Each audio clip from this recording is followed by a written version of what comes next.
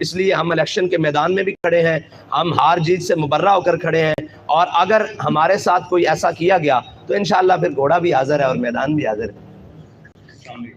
احمد فہیم, میرے دو کویسچنز ہیں. ایک تو فلسطین کے حوالے سے حل کیا ہے؟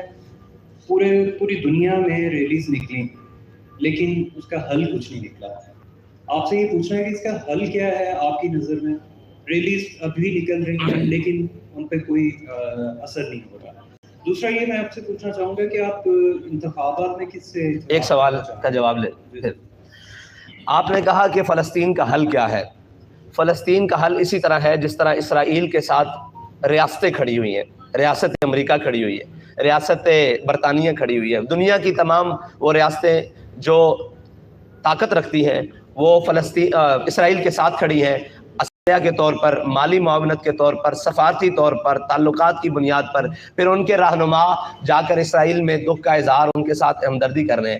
فلسطین کا مسئلے کا حل بھی یہی ہے کہ ایک طرف باطل ہے اور ایک طرف حق ہے.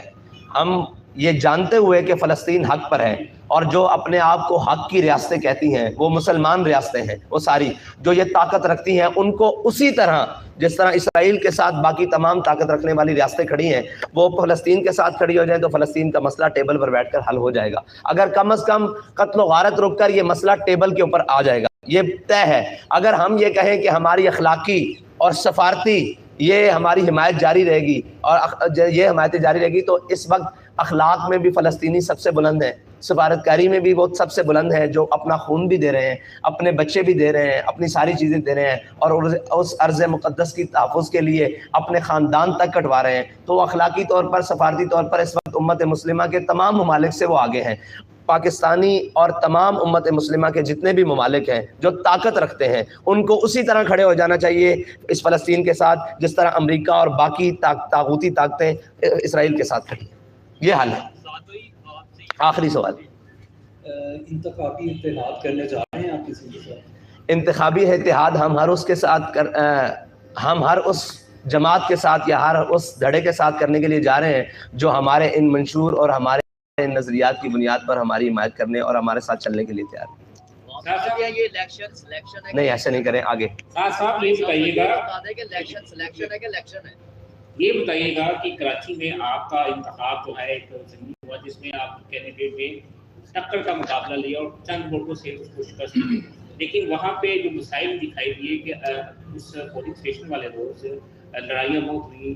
کیا آپ سمجھتے ہیں کہ جو آئندہ الیکشن ہے جس میں آپ کی جماعت ایک ووٹ بینک کے ساتھ جو ہے وہ ابھی تھی ضمنی الیکشن میں گئی, آپ سمجھتے ہیں کہ اس الیکشن میں جو لڑائی جھگڑے کا پہلو ہے اس پہ آپ نے کوئی پلاننگ کی ہے کہ اس کو کنٹرول کیا جائے, کیونکہ آپ کی جماعت سے تھوڑا جو ہے وہ سخت رویہ اپنایا جاتا ہے. دوسرا لیول پلینگ فیلڈ جو ہے وہ نظر نہیں آ رہی, دیگر سیاسی جماعتیں اس کا جو ہے وہ قلعہ کرتی دکھائی دیتی ہیں. کیا تحریک لبیک پاکستان بھی سمجھتی ہے کہ لیول پلینگ فیلڈ نہیں دی جا رہی؟ دیکھیں, آپ نے کراچی کے الیکشن کی بات کی تو کراچی کے الیکشن میں جو ہمارے مد مقابل جماعت تھی ہماری, ان سے تو لڑائی ہوئی نہیں.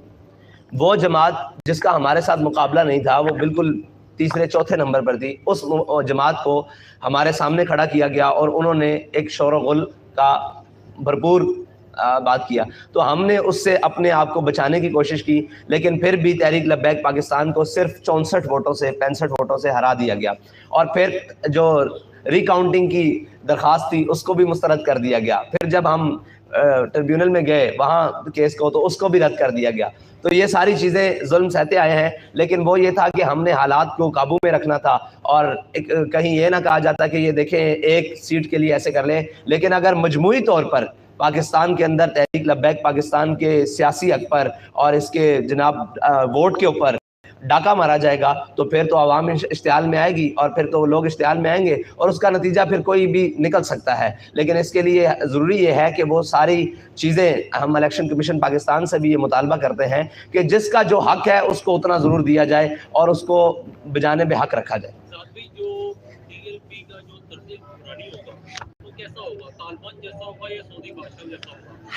ٹی ایل پی کا طرز حکمرانی اسلام جیسا ہوگا.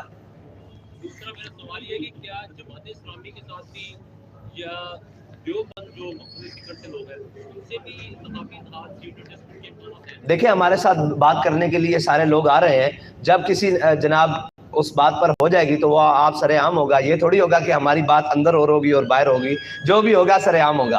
جناب آپ کا سوال.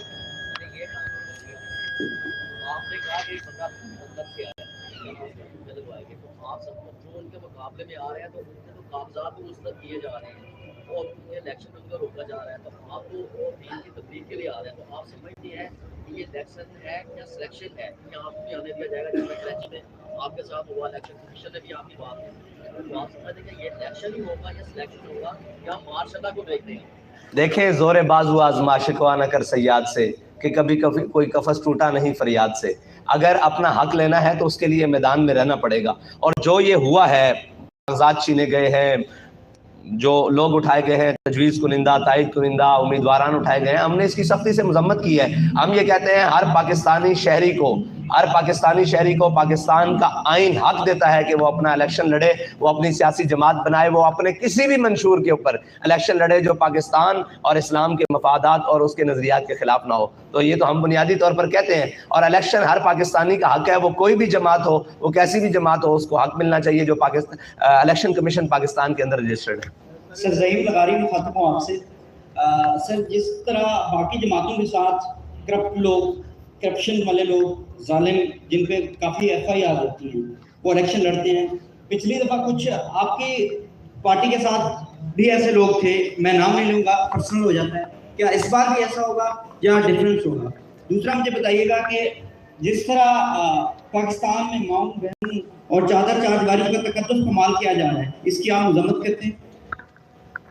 جناب آپ نے کہا کہ کرپٹ لوگوں کا جن کے اوپر ایف آئی آرز ہیں. دیکھیں ایف آئی آرز تو اس وقت پاکستان کے اندر جس شخص پر سب سے زیادہ ہیں وہ سعد حسین رضوی ہے, اور اس سے پہلے جس پر سب سے زیادہ ہیں وہ علامہ خادم حسین رضوی نور اللہ مرکزہ, جن کے اوپر 1400 سے زائد ایف آئی آرز ہیں, اور جو چھپائی ہوئی تھیں وہ 2200 نکلیں, اور آج بھی ہم پر ہیں. دیکھیں یہ الزام ہے, اور وہ آپ کے سامنے رقیبوں نے رپٹ لکھوائی ہے جا کے تھانے میں کہ اکبر نام لیتا ہے خدا کا اس زمانے میں. تو ہم پر جو ایف آئی آرز موجود ہیں, اور ہمارے یہ شورا کے جتنے اراکین کھڑے ہوئے ہیں, یہ ایف آئی آر سے مطلب ہمارے نامہ اعمال بھرے پڑے ہیں. اگر آپ یہ کہیں کہ یہ کرپٹ ہیں, یہ چور ہیں, ہم پر ایف آئی آر پاکستان کاٹنے پر, پاکستان کو توڑنے کے, پاکستان کے ساتھ غداری کرنے پر, قوم کا مال لوٹنے پر ایف آئی آر نہیں ہے.